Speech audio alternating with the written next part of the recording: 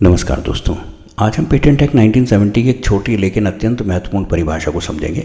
Section 21U इस धारा के अनुसार प्रेस्क्राइब्ड मीन्स बताया गया है। यह परिभाषा देखने में सरल लगती है, लेकिन पेटेंट लॉ की प्रक्रिया को समझने के लिए इसका बहुत महत्व है। प्रेस्क्राइब्ड का सामान्य अर्थ पेटेंट एक्ट में कई स्थानों पर शब्द आता है। Prescribed form, prescribed fee, prescribed time limit, prescribed manner.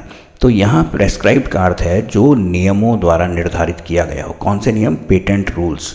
लेकिन महत्वपूर्ण बात यह है कि हर प्रेस्क्राइब्ड एक ही स्रोत से निर्धारित नहीं होता।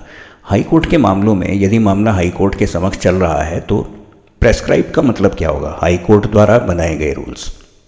भारत के प्रत्येक हाई कोर्ट के अपने प्रोसीजरल रूल्स होते हैं, इसलिए जब कोई पेटेंट डिस्प्यूट हाई कोर्ट में जाता है, जैसे revocation proceedings, appeals, writ petitions, तो वहाँ की प्रक्रिया उस हाई कोर्ट के नियमों के अनुसार निर्धारित होती है।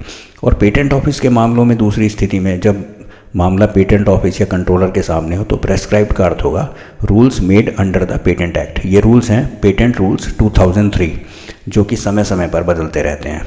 और इन रूल्स में ये विस्तृत तौर पे बताया जाता है कि फॉर्म्स कौन से होंगे, फीस कितनी होगी, डेडलाइंस क्या होंगी, प्रोसीजरल रिक्वायरमेंट्स क्या होंगी। इस तरह से एक्ट एक फ्रेमवर्क देता है और रूल्स उसकी प्रैक्टिकल इम्प्लीमेंटेशन बताते हैं। अब एक्ट और रूल्स के बीच क्या संबंध है? पेटेंट लॉ को समझने के लिए एक महत्वपूर्ण सिद्धांत है, act provides the legal framework with rules provide the procedural details.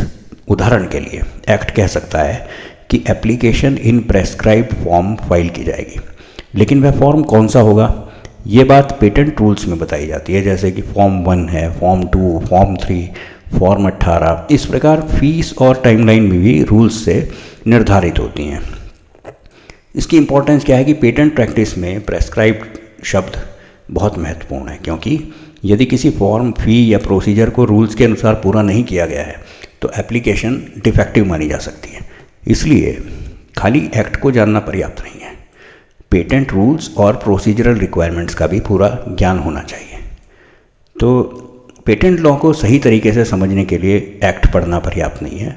Act हमें सिद्धांत देता है, लेकिन रूल्स हमें बताते हैं कि वह सिद्धांत व्यवहार में कैसे लागू होगा। इसलिए 3 चीज़ों को समझना बहुत ज़रूरी है, पेटेंट एक्ट, पेटेंट रूल्स और patent office practice and procedure.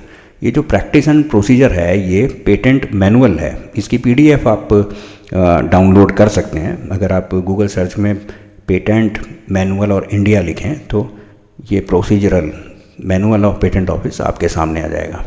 क्योंकि कई बार किसी मामले का परिणाम केवल सब्सटेंटिव लॉ से नहीं बल्कि प्रोसीजरल कंप्लायंस से भी तय होता है। इसलिए इन्वेंशन के तकनीकी पक्ष के साथ साथ एक्ट और रूल्स दोनों की प्रक्रिया को पूरी तरह से समझना आवश्यक है। धन्यवाद।